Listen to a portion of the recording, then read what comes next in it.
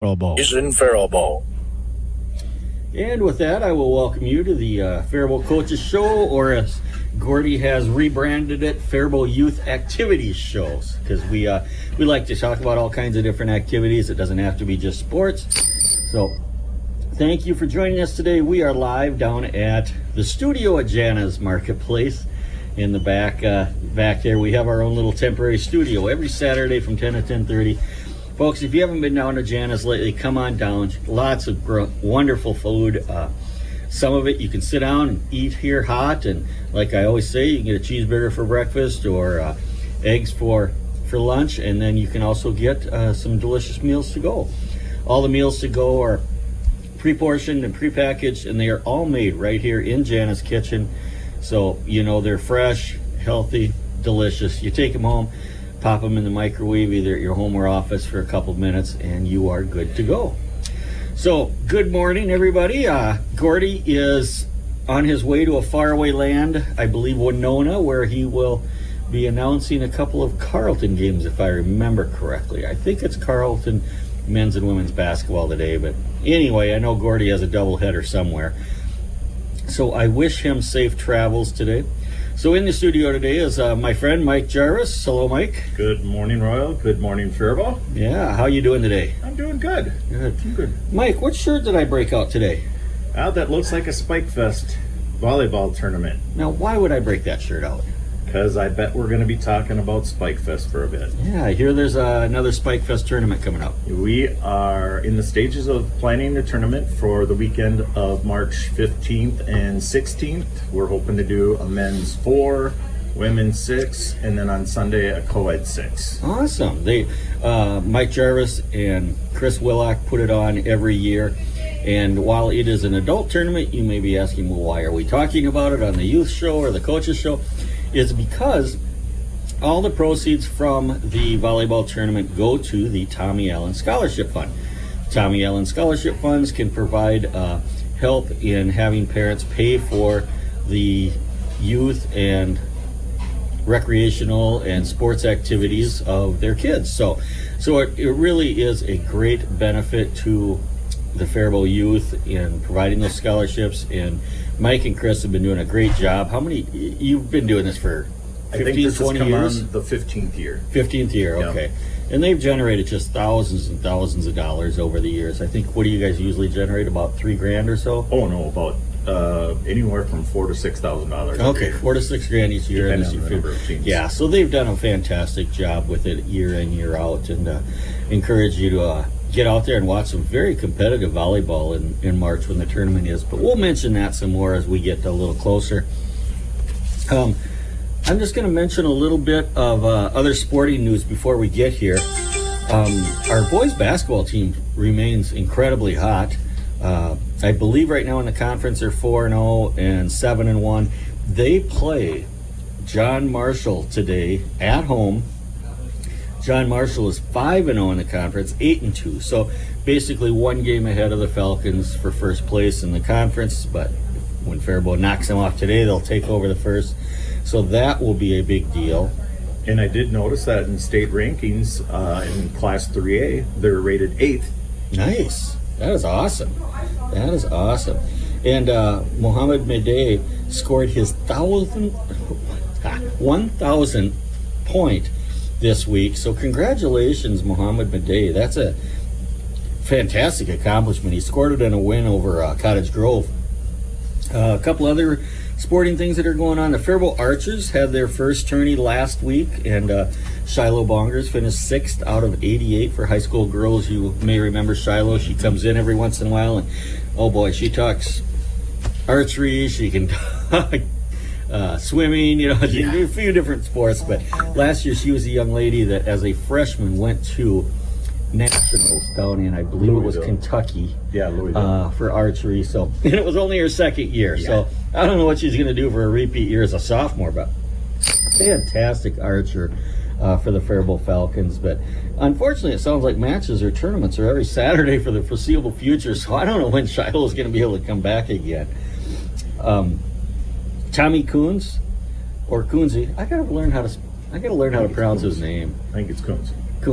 Tommy Kuntz with the Faribault boys hockey, he continues having a good season. The hockey team is down a little bit overall, but Tommy has his 15th goal through 12 games, so he's averaging more than a goal a game. I know I've announced him once or twice for hat tricks, so he is doing really well.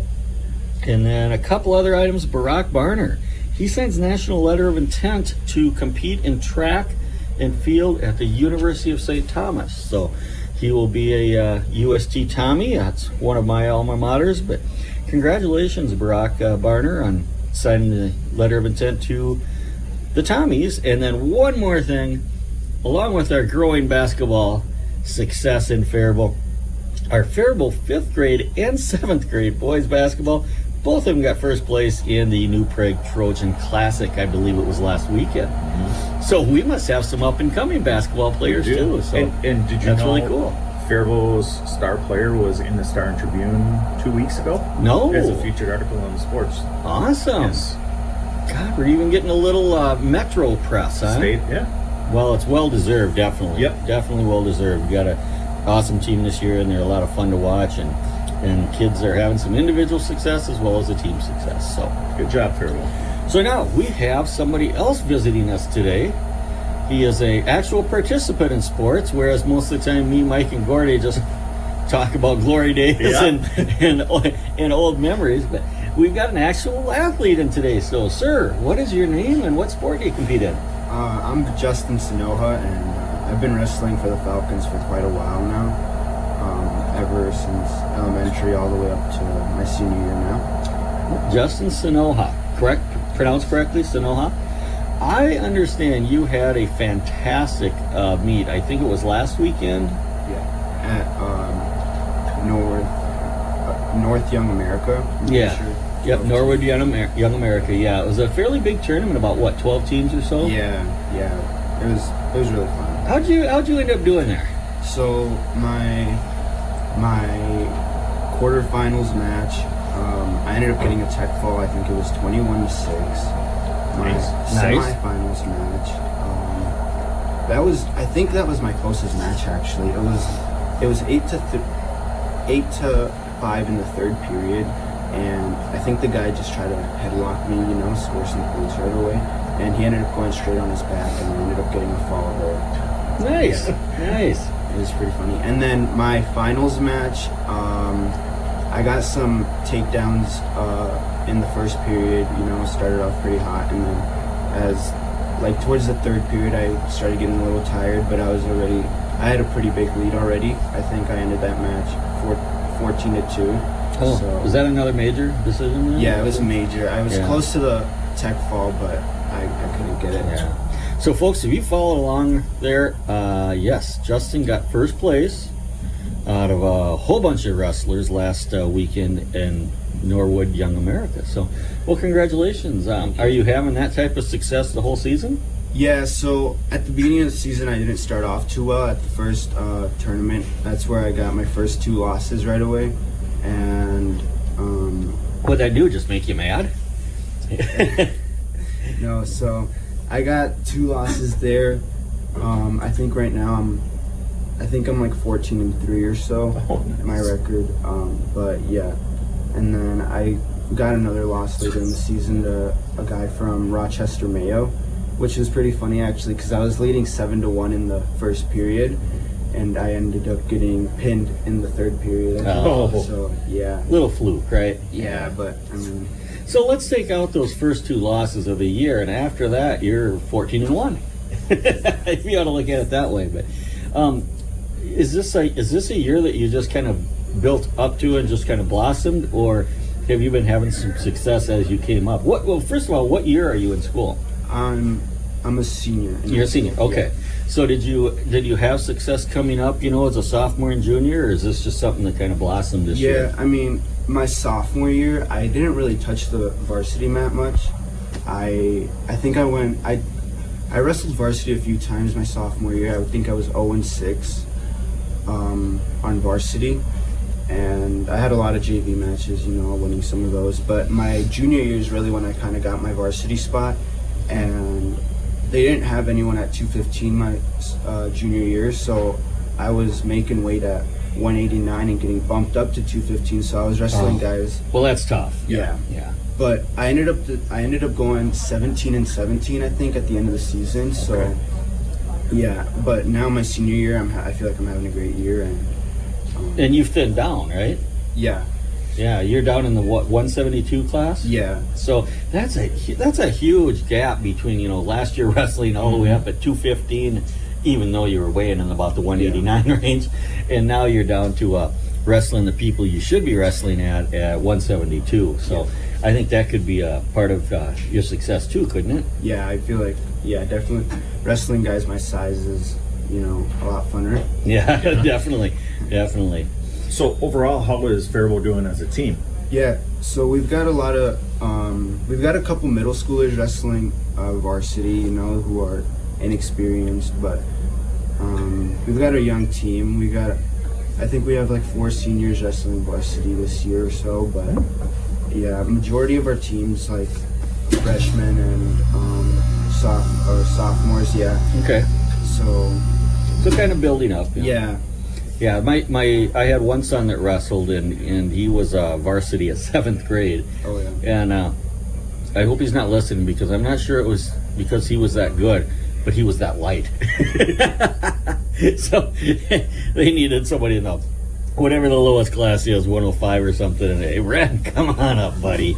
So yeah, he ended up wrestling varsity his entire junior high and senior high career from 7th grade to 12th. But he had a lot of fun with it, and I really came into a lot of appreciation of the wrestling program there that Jesse Armbruster manages, and got a lot of great other assistant coaches and stuff. So how have you found the camaraderie for the wrestling team over the last couple of years? So I mean, these past couple of years we've had a really good team. With the class of 2024 graduating, we lost a lot of really good guys who have been dominating, over the past couple of years. But I'm excited for what the future has to hold for Faribault wrestling.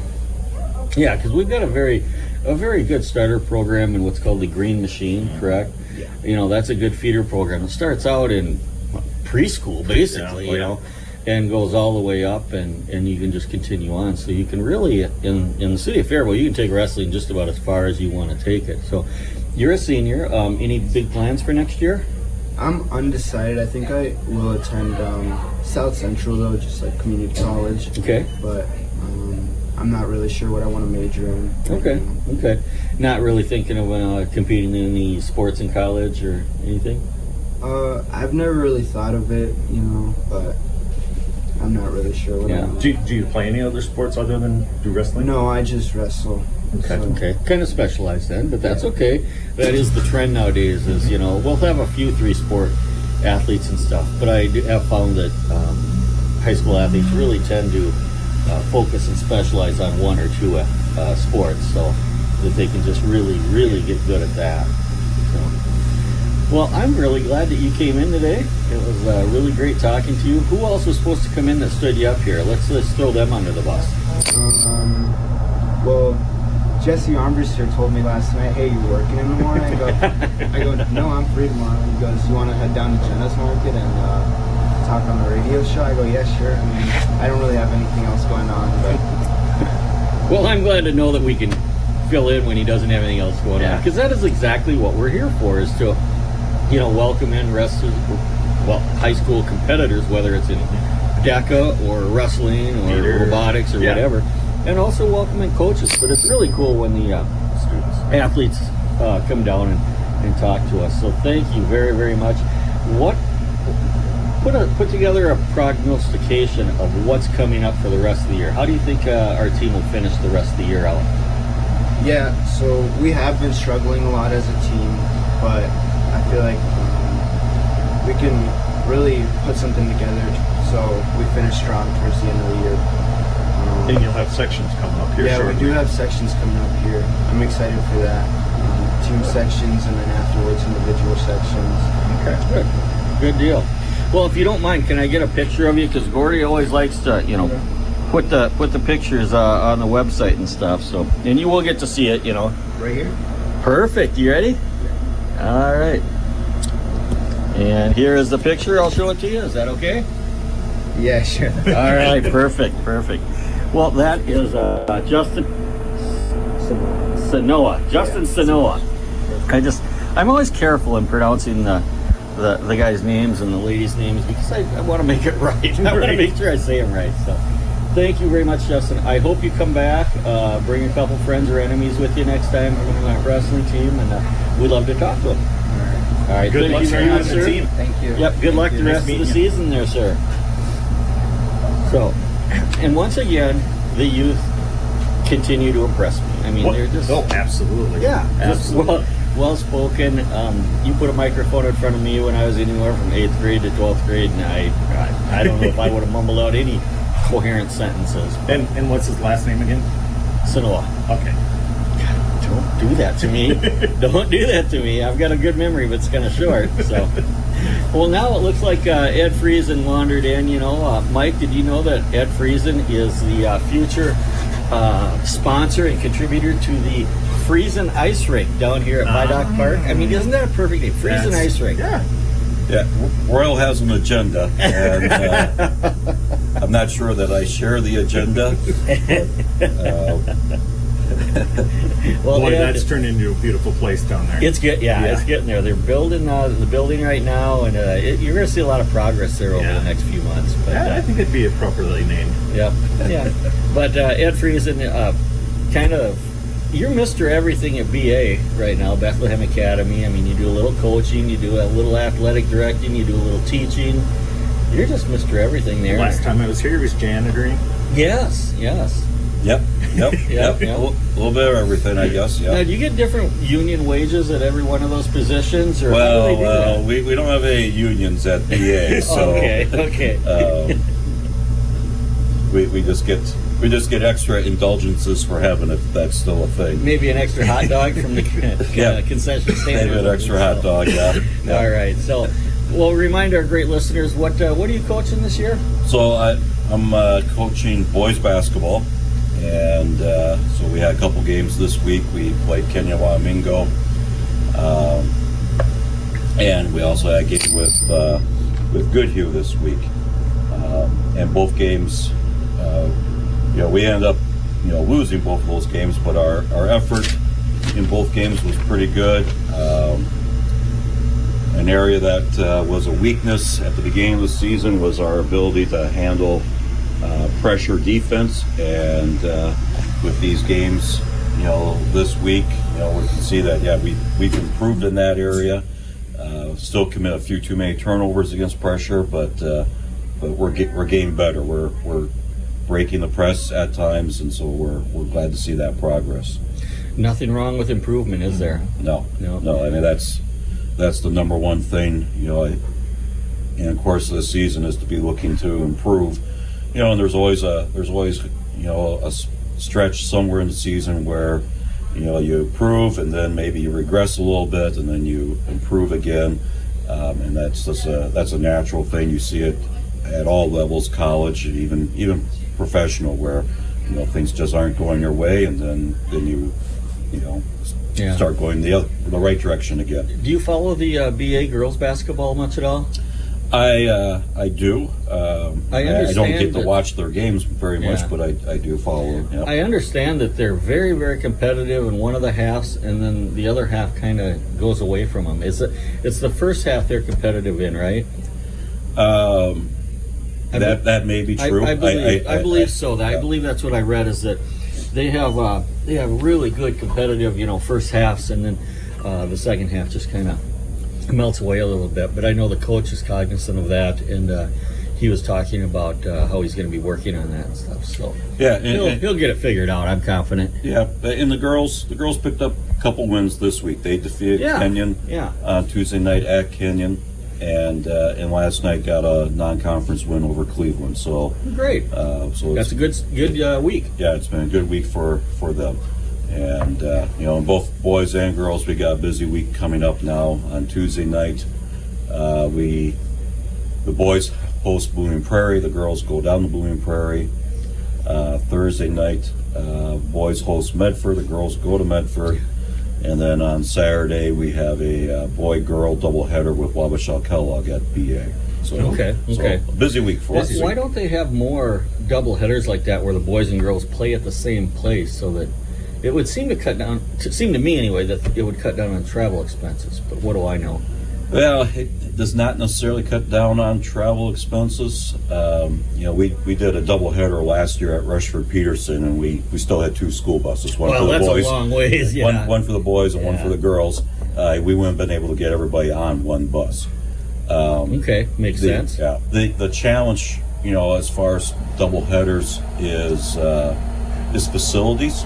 So we're doing this is the first year that we've hosted any double headers at BA, because some of the schools, especially newer schools, they will have like a small visitors locker room. Oh yeah. Right? And we do not have any type of visitor locker room. So, when we have a home boys game, the visiting boys team is using the girls' locker room and vice versa. I completely understand. And that makes sense, that the facilities just wouldn't be necessarily set up in our small schools for double headers. That completely makes sense, yeah. Yeah. So, when we had Rushford Pearson here in December for a double header, we used a couple classrooms for their teams as far as being like a team room. And I was going to say, you're almost going to have to start setting up cubicles or something. Yeah.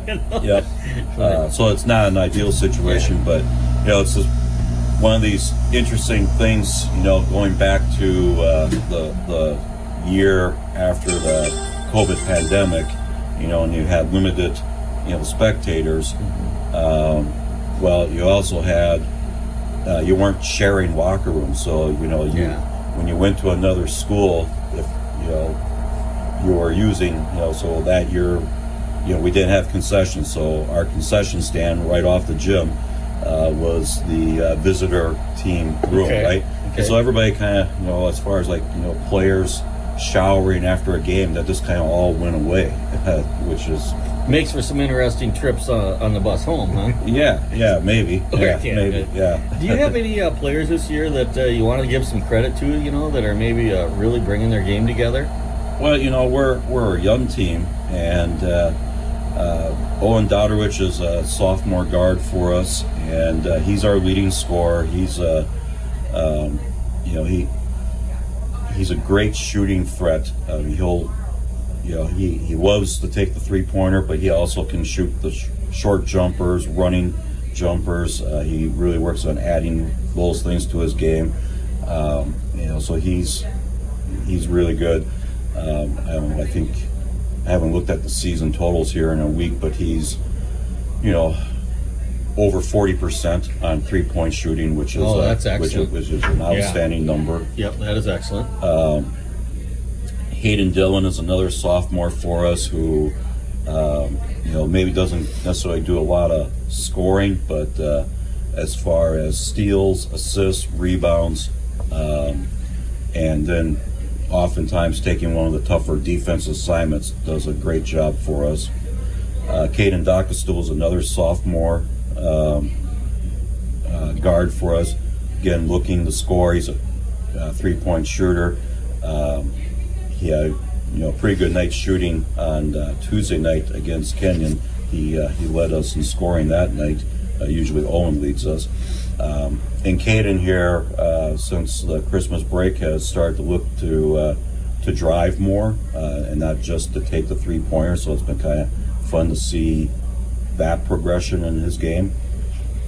So it really is, in your case, it is a team effort here, and kind of everybody is taking little steps up. It sounds like. Yep, and that's one of the things we emphasize, that as much as we expect Owen to be our leading scorer, that we really need to have good balanced scoring. We need to have everybody involved, and I think every basketball coach will say that. But the last couple of years we had Hudson Dillon, Hayden's older brother, and oh yes, I remember that. And yeah. So a lot of things that we did with on offense really revolved around Hudson and pick and roll, and Hudson was such a tough matchup that he wasn't necessarily, he was able to get to the bucket a lot. So sometimes when you do pick and rolls with your point guards, you're looking to pass to the screener or dump it off on the drive, and Hudson's a guy who can keep going to the hoop. What's Hudson doing now? Do you have any idea? Hudson is a freshman at Minnesota State Mankato, and he's on the football team. Okay. Yeah, he was a multi-sport athlete, I remember. Yep. And football is his love, and I think he's having a great time at MSU playing football. And MSU had a good season this year, I'm pretty certain. They did. Yep. I think he might have been a red shirt. I'm not exactly sure on that. Okay. I know he had to practice, but I know he wasn't. Kind of all dependent on how the team did in playoffs as far as when he was going to be home for Christmas break and so on. Yep. Getting back to a couple of our other current players, we got Zach Landers is a senior for us, and he's actually from Discovery School. We have a co-op with Discovery. Okay. And when Zach first started playing with us as a sophomore, we used him a lot as a post player. He's around 6'1", 6'2", but really long arms, and he's probably better as a small forward type of player versus being a post player. So this year he does get a little bit more opportunities to be playing that forward role. One of the things that I really like in Zach's game right now is he's really doing a good job with help defense and taking charges in a game, and that's such a big play, and it's such an unselfish thing for a player to you get knocked down a lot, to look to take a charge. You get knocked down a lot. Yep. So that's been fun to see his play progress, and sometimes we put Zach on, just because he is 6'1", 6'2", he can take taller players, but when he can also take guards and shooting guards, and like I said, he's got long arms, and so he can really get into a shooter's mind when he closes out and he's got his arms up. It just really distracts their vision. So that's kind of fun to have there. And all right, well, Ed, we've only got a minute or half or so. What's coming up this week? Like I said, we've got 3 games this week for both boys and girls. Boys are home on Tuesday night against Blooming Prairie. The girls go down to Blooming Prairie. Thursday night we're playing Medford, boys home again, and the girls going to Medford. And then Saturday the doubleheader with Wabasha Kellogg. So we got on that Saturday the boys varsity game will be at about 11:30, and the girls varsity game will be about 1:30. And there's also a boys JV game earlier in the morning that day. And your home games are just played right at Bethlehem Academy, right? Right at Bethlehem Academy, yep. People can wander in and enjoy some spectating, I assume? They certainly can if they... In fact, highly encouraged. Yeah, I mean, it's good entertainment, what, $8 gets you in, right? For about an hour and a half, 2 hours worth of entertainment, that's pretty cheap entertainment. Yeah, exactly. And high school sports is fun to watch. Yep, absolutely. So, folks, if you're looking for something to do this week, drive by BA on a couple of nights, and you might see the parking lots full and maybe a visitor bus there. Wander in and watch them. And then today, I am quite certain that today the Faribault Falcons boys basketball has a home game, and I believe it starts at 2 or 2:30. It's a huge game against Rochester John Marshall for first place in the conference. So wander in there too and watch it. It is a lot of fun and good value. So once again, I'm Royal Ross with Trek Properties. I know some of our advertising out there still says G&H, but we are formerly G&H Properties. We are now Trek Properties, full service real estate firm located in beautiful downtown Faribault. Sales and marketing, sales and management, property management, association management, commercial management, and storage units. So give us a call at 507-334-3499 for any of your real estate needs, whether you need to sell, rent, or buy. Yep, and that rent can go either way. You can be the owner and rent it out, or you can be looking for a place that you need, and we can help you find it. So, folks, give us a call. Trek Property. Now Taxes is 100% free when you file in the TurboTax app if you didn't file with us last year. Oh, yeah? Yeah, just do your own taxes in the app by 2/18. What if I have lots of forms? All good, all 100% free. What if I had 3 jobs? Still 100% free. What if I once saw Bigfoot? That has nothing to do with taxes, so still 100% free. Now that's what I'm talking about. Now this is taxes. See if you qualify in the TurboTax app. Excludes TurboTax Live, must start and file in app by 2/18.